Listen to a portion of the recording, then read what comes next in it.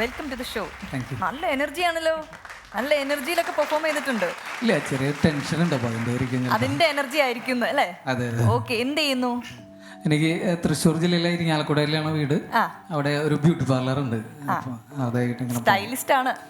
അതെ ആണ്. അപ്പം എങ്ങനെയാണ് ഈ പ്രോഗ്രാം നേരത്തെ കാണാറുണ്ടോ? ഇങ്ങനെയാണ് ഇതിലേക്കുള്ളൊരു പ്രചോദനം? അതെ, ഒരുപാട് ഫ്രണ്ട്സുകളൊക്കെ കഴിഞ്ഞ എപ്പിസോഡിൽ ഉണ്ടായിരുന്നു. അപ്പോൾ അന്ന് തുടങ്ങി ട്രൈ ചെയ്യുന്നതാണ്. ഈ ബ്യൂട്ടി പാർലറിൽ എന്തൊക്കെ പരിപാടികളുണ്ട്? വലിയ ബ്യൂട്ടി പാർലറാണോ? ഒരു മീഡിയം ലെവലിലുള്ള പാർലറാണ്. 2-3 സ്റ്റാഫൊക്കെ ആയിട്ട് പെരുന്നിനത്ത് ഓണറാണ്. അതെ. ആഹാ. അപ്പൊ കല്യാണ വർക്കുകളൊക്കെ പോയി ചെയ്യുന്ന പരിപാടികളൊക്കെ ഉണ്ടോ? വെഡിങ് വർക്കൊക്കെ ഉണ്ട്. സ്റ്റെഫിയുടെ ഇന്നത്തെ ഒരു മേക്കപ്പ് എങ്ങനെയുണ്ട്? നന്നായിട്ടുണ്ട്. നമസ്കാരം, എൻ്റെ പേര് സുവിൽ. തൃശ്ശൂർ ജില്ലയിലെ ഇരിങ്ങാലക്കുട പടിയൂരിൽ നിന്നാണ് വരുന്നത്. പെരിഞ്ഞനത്ത് ഗ്രൂംസ് എന്ന പേരിൽ ഒരു ബ്യൂട്ടി പാർലർ ഉണ്ട്. അപ്പോൾ ഇവരൊക്കെ വിചാരിക്കുന്നുണ്ടാവും, ഈ ബ്യൂട്ടി പാർലറൊക്കെ ഉണ്ടായിട്ട് ഈ ചേട്ടൻ്റെ കോലം എന്താണ് ഇങ്ങനെയാണ്. ഇതന്നെ എൻ്റെ വീട്ടുകാരും പറഞ്ഞുകൊണ്ടിരിക്കുന്നത്. അവനല്ലെങ്കിലും സ്വന്തം കാര്യം നോക്കാൻ നേരമില്ല, മറ്റുള്ളവരുടെ കാര്യം നോക്കാനാണ് നേരം.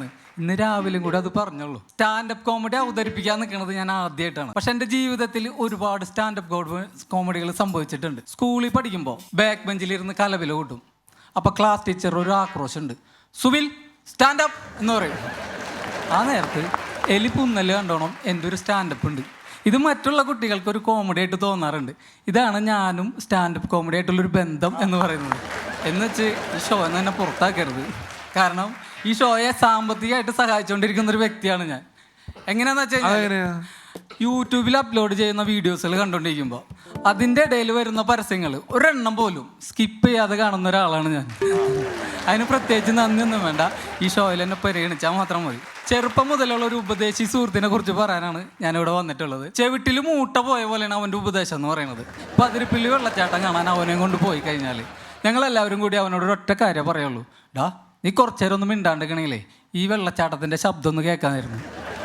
അത്രയ്ക്ക് വെറുപ്പിക്കലായിരുന്നു ഇവൻ്റെ ഉപദേശം എന്ന് പറയുന്നത്. ഇവൻ്റെ ഈ ഉപദേശവും സൽപ്രവർത്തിയും കാരണം നാട്ടിൽ അത്യാവശ്യം ഉടായ്പ് കാണിച്ച് നടന്നിരുന്ന എനിക്കൊന്നും വഴി നടക്കാൻ പറ്റാത്ത അവസ്ഥയിലായിരുന്നു. ഉദാഹരണത്തിന് ഞാനും അവനും റോട്ടിൽ കൂടെ നടന്നു വരുന്നു. എതിരെ നിന്ന് എൻ്റെ അച്ഛനും വരുന്നുണ്ട്. ഞങ്ങൾ രണ്ടുപേരും ഒരുമിച്ച് കണ്ടു കഴിഞ്ഞാൽ അച്ഛൻ്റെ മുഖഭാവം എന്ന് പറയുന്നത് ഈ പൂച്ചേനെ പിടിച്ച് പട്ടിയുടെ മുന്നിൽ കിട്ടുകൊടുക്കുമ്പോൾ ഉണ്ടാവുന്നൊരു മുഖഭാവം ഉണ്ടല്ലോ, അതുപോലെയാണ്. പോരാത്തതിനൊരു ഡോയിലാകും, അവനെ കണ്ട് പഠിക്കടാ എന്ന് പറയും. അതുപോലെ തന്നെ കൗമാരപ്രായത്തിൽ കഷ്ടപ്പെട്ട് സംഘടിപ്പിച്ച് ഒരു മുറിവീടൊക്കെ വലിച്ചുകൊണ്ടിരിക്കുകയായിരിക്കും. അപ്പോൾ ഈ വേട്ടമ്പള്ളി വന്നിട്ട് അത് തട്ടിക്കളയും. എന്നിട്ട് അവൻ്റെ ഒരു ഒടുക്കത്തെ ഉപദേശമുണ്ട്, എന്തു തോൽവിയടത്, ഇങ്ങനെ പോയാൽ നിങ്ങൾ നാളത്തെ ലഹരിയുടെ അടിമകളാണ് കേട്ടാ. ഞങ്ങൾ അവനിങ്ങനെ നോക്കും. ഉപദേശിക്കാനായിട്ട് വലിഞ്ഞു കയറി വന്ന പോലെയാണ് അവൻ്റെ ഓരോ പ്രവർത്തനങ്ങൾ. ഇങ്ങനെ ഉപദേശിച്ച് നടന്നിരുന്ന ആ സുഹൃത്ത് ഇന്ന് നിരോധിത പുകയില ഉൽപ്പന്നങ്ങളുടെ ഹോൾസെയിൽ ഡീലറാണ്. ഇപ്പോൾ സലീമേട്ടൻ, രമേശ് ഏട്ടൻ ഇവരൊക്കെ കോമഡിയുടെ തലതൊട്ടപ്പന്മാരാണെങ്കിൽ ഹാൻസ്, ശംഭു, മധു, ഗണേശ്, ചൈനികേനി ഇതൊക്കെ ഇവ വിൽക്കുന്ന പുകയില ഉൽപ്പന്നങ്ങളുടെ തലതൊട്ടപ്പന്മാരാണ്. രമേശ് ഏട്ടാ, ഇതൊരു ചെറിയ കളിയല്ല, വലിയ കളിയാണ്. സ്വന്തമായിട്ട് വാട്സപ്പ് ഗ്രൂപ്പ് വരെ ഉണ്ട് അവന് കസ്റ്റമർക്ക് വേണ്ടിയിട്ട്. പിന്നെ അവൻ ഡെയിലി ഇടുന്ന ഓരോ സ്റ്റാറ്റസ് സ്പോട്ട് ഡെലിവറി ഉണ്ടായിരിക്കുന്നതാണ്. നിങ്ങൾ എവിടെ ചിന്തിക്കുന്നുവോ അവിടെ സാധനം എത്തും. ആമസോണും ഫ്ലിപ്കാർട്ടും പോലും കൊടുക്കാത്ത ഓഫറുകളാണ് അവൻ കൊടുത്തുകൊണ്ടിരിക്കുന്നത്. പിന്നെ ആരെ മുമ്പിലും തലകുനിക്കാത്ത അവൻ സിനിമാ തിയേറ്ററിൽ എന്ന് തലകുമ്പിട്ടിരിക്കുള്ളൂ. ഈ ശ്വാസകോശം സ്പോഞ്ച് പോലെയാണെന്നുള്ള ഒരു പരസ്യം വരില്ലേ, അപ്പോൾ ഞാൻ ചോദിക്കും, ഇതെന്തിനാണ് ഇങ്ങനെ തലകുമ്പിട്ടിരിക്കണേ? അപ്പോൾ അവൻ പറയാ കുറ്റബോധം കൊണ്ടാന്ന്. അപ്പം ഞാൻ പറഞ്ഞു, അങ്ങനെയാണെങ്കിൽ നിനക്ക് ഈ പണി നിർത്തിക്കൂടെ? ഞാനില്ലെങ്കിലേ ടോയ്ലറ്റിൽ പോകാൻ പറ്റാത്ത ഒരുപാട് കസ്റ്റമേഴ്സ് ഉണ്ടെന്ന്, ഈ സാധനം വെച്ചാൽ ടോയ്ലറ്റിൽ പോകാൻ പറ്റുള്ളൂ. അപ്പം നിങ്ങളൊക്കെ വിചാരിക്കുന്നുണ്ടാവും ഇവനൊന്നും പോലീസ് പിടിക്കില്ലേന്ന്. പിന്നല്ല, പലതവണ പോലീസ് ഓടിച്ചിട്ട് പിടിച്ചിട്ടുണ്ട്. എന്നാലും ഇവൻ്റെ വിൽപ്പനയ്ക്ക് ഒരു കുറവില്ല. പണ്ട് അവനെ കണ്ടുപിടിക്കണം എന്ന് പറഞ്ഞ് നടന്നിരുന്ന എൻ്റെ അച്ഛൻ ഇപ്പം എന്നോട് പറയുന്നത്, നീ എങ്ങാനും അവൻ്റെ പോലെ ആയിട്ടുണ്ടെങ്കിൽ കഷ്ടപ്പാടിന്ന് കുറച്ച് കാശൊക്കെ ആകുമ്പോൾ എല്ലിൻ്റെ ഇടയിൽ കുത്തുന്ന സ്വാഭാവികമാണല്ലോ, എല്ലാവരും ഇല്ല, ചിലരുടെ. അങ്ങനെ ഇവൻ്റെ എല്ലിൻ്റെ ഇടയിലും കുത്തി. അത് സുഹൃത്തായ എൻ്റെ ഉറക്കം കിടത്തി എന്ന് പറയുന്നതായിരിക്കും ശരി. രാത്രി 2 മണിക്കൊക്കെ വിളിച്ച് ഇവൻ്റെ സങ്കടം പറയാൻ തുടങ്ങും.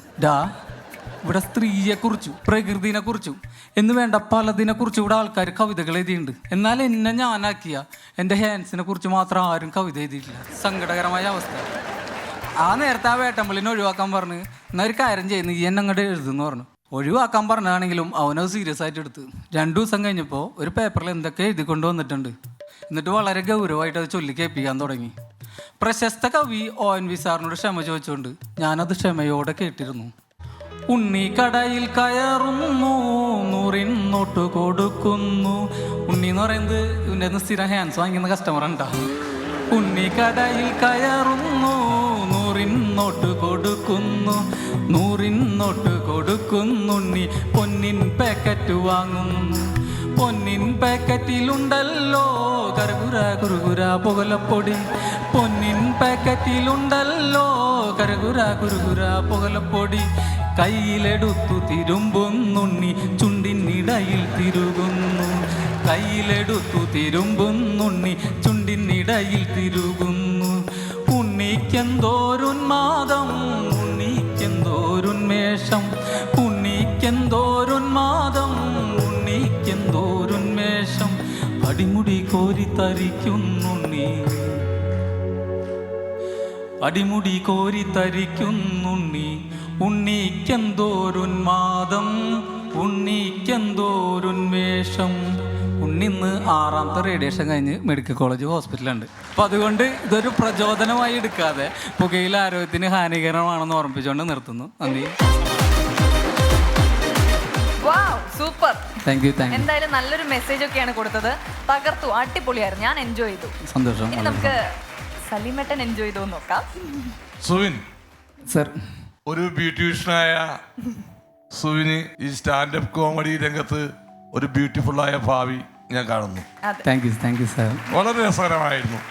ഞാൻ ഈ ശംഭു ഹാൻസ് ഒക്കെ ഇതിനെക്കുറിച്ച് കവിത എഴുതിയത് കുഴപ്പത്തിലേക്ക് പോകുമെന്ന് തെറ്റിദ്ധരിച്ചപ്പോൾ അവസാനം നല്ലൊരു മെസ്സേജ് കൊണ്ട് നിർത്തി ആളുകളെ ഞെട്ടിച്ച് കളഞ്ഞു. വളരെ സന്തോഷം. വളരെ നന്നായിരിക്കുന്നു. Thank you sir. Suvin, Keshava മാമൻ ഒരു വെല്ലുവിളിയായിട്ടാണ് വന്നുകൊണ്ടിരിക്കുന്നത്. കേശവ മാമനാണ് ഇങ്ങനത്തെ പ്രൊഡക്റ്റ് എടുത്ത് വെച്ച് പാട്ടുണ്ടാക്കുന്നതിൽ വളരെ വിദഗ്ധൻ. ഞാൻ കാണാറുണ്ട് സ്ഥിരമായിട്ട്. കേശവ മാമൻ അങ്ങനത്തെ പാട്ടുണ്ടാക്കുക മാത്രമല്ല, അദ്ദേഹം അത്യാവശ്യം നന്നായിട്ട് ഒരു പാട്ട് പാടുന്ന ആളാണ്. അതെ, നന്നായിട്ട് പാട്ട് പാടുന്ന ഒരാൾക്ക് ഒരു മോശം പാട്ട് പാടുക എന്ന് പറയുന്നത് അത്ര എളുപ്പമല്ല. നിങ്ങൾ അത്യാവശ്യം നന്നായിട്ട് പാടുന്നുണ്ട്. സന്തോഷം. പാട്ട് പഠിച്ചിട്ടുണ്ടോ? ഇല്ല, ഞാൻ അത്യാവശ്യം. പക്ഷെ പാട്ടുണ്ടെന്ന് തോന്നുന്നു നിങ്ങളെ കണ്ടിട്ട് ചെറുതായിട്ട്, ഇല്ലേ? കുടുംബത്തിൽ കല്യാണം ഉണ്ടെങ്കിൽ കരോക്കെ ഇട്ടിട്ട് നിങ്ങളുടെ ഒരു ഉപദ്രവം അവിടെ ഉണ്ടാവാനുള്ള സാധ്യത ഇല്ലേ? മിമിക്രി ചെയ്യാറുണ്ട്. മിമിക്രി എന്താ ചെയ്യാറുള്ളത്? മിമിക്രിയില് ഞാൻ ചെയ്യുന്നതിൽ മറ്റാരും ചെയ്യാത്തതെന്ന് തോന്നിയ ഒരു സാധനം എന്താണ്? അല്ല, ഞാൻ സ്റ്റാർസിന്റെ വോയിസ് ആണ് ചെയ്യണത്. അതെ, അതിലാരും ചെയ്യാത്തതെന്ന് തോന്നിയ ഒരു ശബ്ദം ഏതാ? ഞാൻ ജോസഫ് പുത്തമ്പരക്കല് ചെയ്ത് ഫാദർ ജോസഫ് പുത്തമ്പരക്കല്. അത് കലക്കും. അതൊന്ന് ഞങ്ങൾക്ക് വേണ്ടി അവതരിപ്പിക്കാമോ? വിവാഹം എന്ന് പറയുന്നത് സ്വർഗത്തിൽ വെച്ച് നടക്കുന്ന ഒരു സംഗതിയാണ്.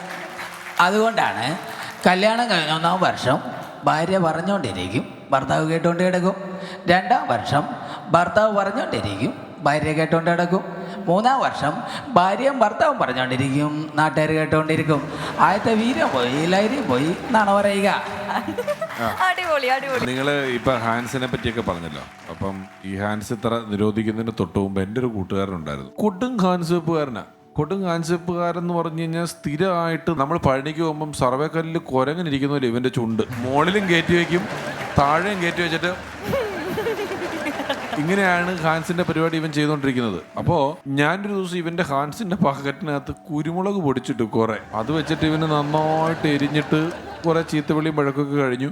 പിന്നെയും ഇവനിത് വെക്കും. അങ്ങനെ ഇവന് ഇതും വെച്ചുകൊണ്ട് ഞാൻ ഞങ്ങളൊരിടത്ത് പോയപ്പോൾ ഞങ്ങളൊരിക്കൽ ബാംഗ്ലൂർ പോയി. ബാംഗ്ലൂർ അന്ന് ഒരു മാളിൽ കയറുന്നിടത്ത് ഈ മെറ്റൽ ഡിറ്റക്ടർ ഉണ്ട്. നമ്മൾ വീടിന് കട്ടള വെച്ച പോലെ ഒരു സാധനം ഉണ്ടല്ലോ, അതിനകത്തൂടെ നമ്മൾ കയറി പോകുമല്ലോ. അപ്പൊ ഞാനും ഇവനും കൂടെ കയറി. ഇവൻ എപ്പോഴും മറ്റേ സാധനം ഇവൻ ഇരിക്കുക. ഞാൻ ഇതിനകത്തൂടെ കയറിപ്പോയി. ഇവൻ അതിന്റെ സൈഡിൽ കൂടെ നടന്നു വന്നു. എന്നിട്ട് പെട്ടെന്ന് ഇവൻ എന്നെ നോക്കിയിട്ട് ഇങ്ങനെ ചിരിച്ചു. ഞാൻ ചെന്താടാ?